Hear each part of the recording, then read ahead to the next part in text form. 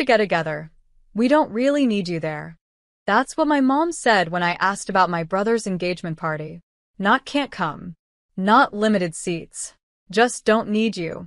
I stared at my phone, the text glowing like a slap to the face. My name is Emery Wren, I'm 28. And if you think you know how this ends, stay tuned.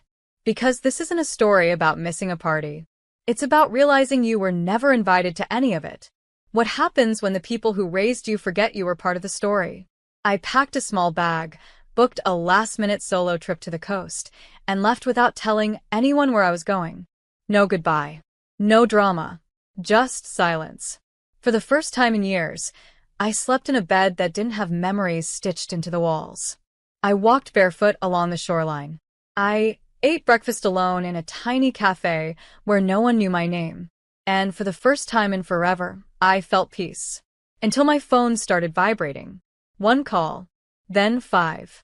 Then 32. From Mom. From Dad. Even from my brother's fiancé. Then the messages started flooding in. Please come back. Something happened. We need you. Emery, please pick up. I stared at the screen, heart pounding, unsure whether to be afraid or vindicated. And then one final message came in, this time from my cousin. They should have never treated you like that. Now they're begging you to come home. You need to see this. That's when I knew something went very wrong at the party I wasn't needed at. And whatever it was, it had just made me the most important person in the entire family. You said. I didn't respond right away. Instead, I stared out at the water, silver tides curling beneath a lavender sky, wondering how fast love turns into leverage. By noon, I had 26 missed calls. By 3 p.m., it was 57. And then a video came through. No caption. Just 12 seconds. In it, my mom was screaming. Not yelling, screaming. The phone was shaky, chaotic. Behind her, flames licked the sky. Guests were crying. My brother, Caleb, was bent over in a tux, throwing up beside a burning archway. My thumb hovered over the replay button. I knew that garden. It was the family estate, the one my parents kept saying they couldn't afford to maintain, right before they told me they were helping Caleb buy his second home. So the engagement party had been there. Big, lavish, full of sparkle. And it had gone up in flames. Literally. Still no explanation. Then came a voice memo from Dad, his voice rough like he'd aged 20 years in 10 hours. Please. Just call me. We're all at the hospital. It's about your brother. And the police, they're asking for you. Police?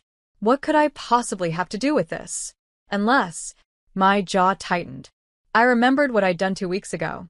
A signature. A form. A quiet legal document I'd submitted online in the middle of the night. They didn't know. No one did, not yet. And if I was right, then something they relied on, something huge, wasn't in their name anymore. It was in mine.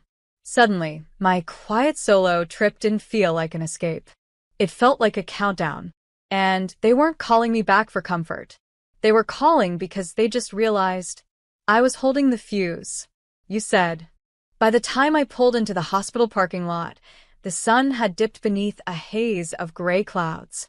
Inside, the waiting room looked like a funeral in slow motion. My mother, the woman who once told me I was too emotional for real family events, ran toward me like I was oxygen. Oh, thank God, she sobbed. Emery, we didn't know. We didn't know it was your name on the venue contract. There it was. The slip. The thing they were trying to avoid saying. I blinked at her, deadpan. You mean the contract I paid for? She faltered. Her lips trembled. I thought you were just helping with the paperwork. Because help is all I'm good for, right? Behind us, a nurse called out for a Dr. Feynman. Voices echoed. Machines beeped. But I stayed locked on my mother's face. The panic, the calculation. It wasn't guilt. It was fear. Because the truth was this. The venue they used for the engagement party? It was mine. I bought it 6 months ago under an LLC. Quietly. Legally. They thought I was playing entrepreneur. But while they planned sparkle-drenched parties, I'd been signing ownership papers with lawyers they didn't even know I hired. which meant the fire that broke out during Caleb's party, the liability was mine to report. And the insurance? Mine to claim. And any legal investigation? Also mine to answer for. Is Caleb okay? I finally asked. Mom nodded. Smoke inhalation. But there's talk of lawsuits. Guests are threatening to sue. We just need you to say you loaned the space. Stop. I pulled out a folder. Inside, proof of ownership, permits, fire inspection dates. This isn't a loan, I said. This is a reckoning. And that's when I saw it. Dad, standing behind her, pale as paper, because he knew exactly what was in that folder and what was coming next. My father didn't say a word, just stared at the folder in my hands like it held a detonator. It did. I sat down across from him, flipping the pages with deliberate silence. This, I said, tapping the permit copy, proves the venue is under my ownership as of 6 months ago. And this, I slid another paper across the table, is the invoice I sent your assistant 2 weeks before the party. Unpaid.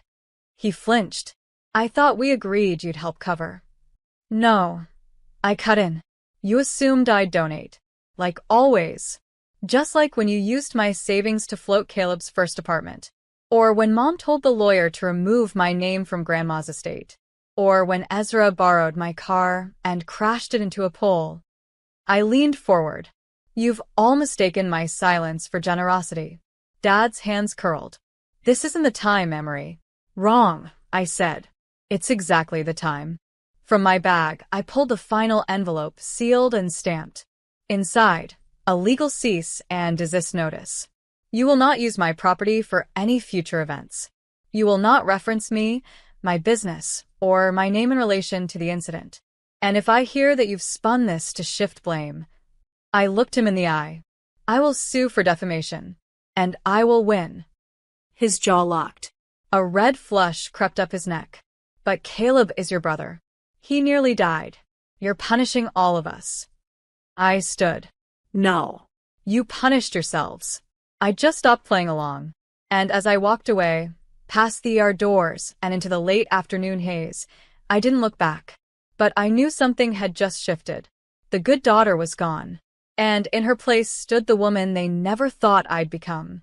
The one who finally said enough. The fallout began faster than I expected. That evening, I got a text from Ezra. Really? You're turning this into a lawsuit? Wow. No hello. No how are you. Just entitlement in full bloom. I didn't reply. Because while they scrambled to play damage control, I had quietly hired a PR firm. Not to make a statement, but to prevent one. The venue's reputation needed shielding. My name needed a firewall. And most importantly, their narrative needed silencing. By the next morning, I received an email. Hi, Emery. This is to confirm the incident was caused by faulty wiring brought in by an outside vendor your family hired. You are not liable. Best. Venue insurance rep. My lungs released a breath I hadn't realized I was holding. That fire? That disaster? It was on them. Fully. And the cherry on top? The vendor they used had been referred by Caleb's fiancé, the same one who called me a bitter career woman last Christmas. Now they were scrambling to cover their legal costs, medical expenses, and PR crisis, all while discovering they were not covered under my insurance policy. Because they weren't listed. Because they didn't ask. Because they assumed. Again. 2 days later, my father showed up at the cafe I sometimes worked from. He didn't order anything. Didn't sit. Just stood across from my table and said quietly, We're not bad people, Emery. We were just celebrating Caleb. We didn't mean to hurt you. I looked up from my laptop. You didn't mean to hurt me, Dad. You just didn't care if you did. He didn't respond. And this time I didn't give him space to. Because there's a difference between burning bridges and building a fire to keep yourself warm. By Friday, I'd done something I never imagined. I reopened the restaurant. Not for business. Not for guests. But for me. I lit a single candle in the center of Table 7, the table I'd reserved for my family during the grand opening. The same one that stayed empty. I sat down with a plate of lemon pasta, a glass of wine, and silence that tasted like healing. The door stayed locked. The music was soft jazz, the air was warm, and every flicker of the candle reminded me. They missed this. Not me. They chose to prioritize Ezra's job title over my life stream. And now, Ezra was trending on local news, not for a promotion, but for possible negligence. Turns out, one of the guests he invited to the engagement party had posted an Instagram story mid-fire, tagging the vendor, joking about skipping permits. The video went viral.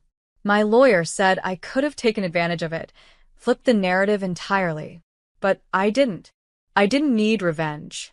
I needed space. That weekend, I posted a quiet update on my business page. To everyone who's ever been overlooked, unseen, or erased, this place is for you.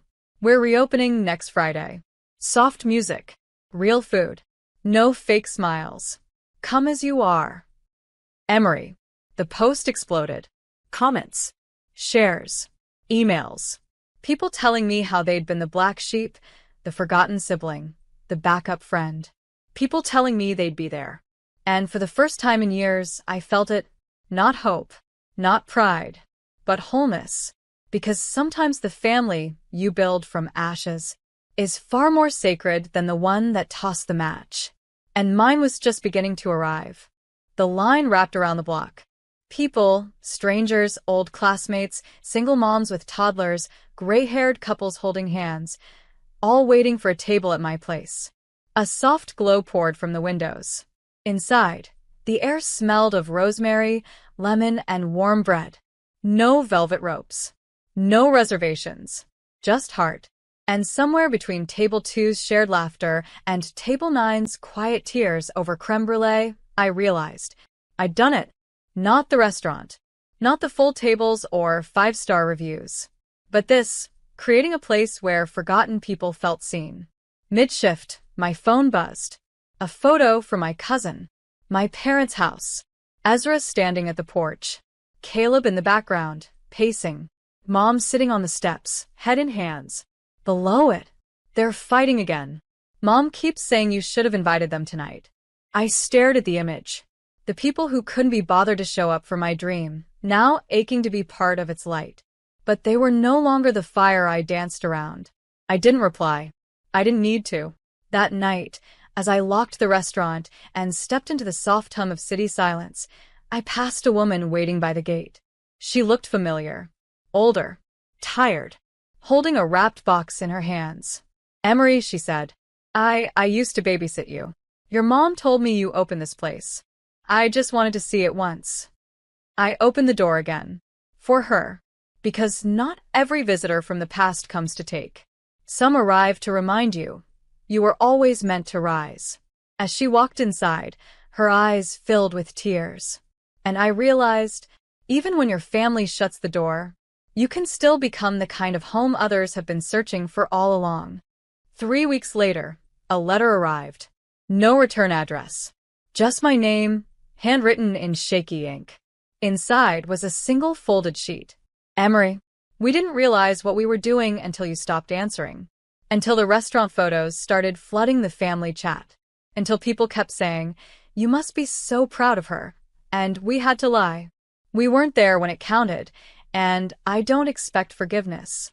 But if you ever decide to let us sit at your table again, we'll come early, we'll stay late, and we'll bring our own chairs. Dad. I read it once. Then again. Then I folded it neatly and placed it in the bottom drawer of my office, under receipts, old menus, and a paper flower a customer's child had once handed me. I didn't respond. I didn't need to. Because closure doesn't always come with a confrontation. Sometimes, it arrives when you stop waiting for someone to make it right and realize you already did. My restaurant wasn't just a business. It was a reclamation. A place where my voice wasn't drowned out by louder ones. Where I could hear myself think. Where strangers became family, not by blood, but by choice. That Friday, a woman proposed to her girlfriend at table 5. At table 3, a man reunited with a daughter he hadn't seen in 12 years.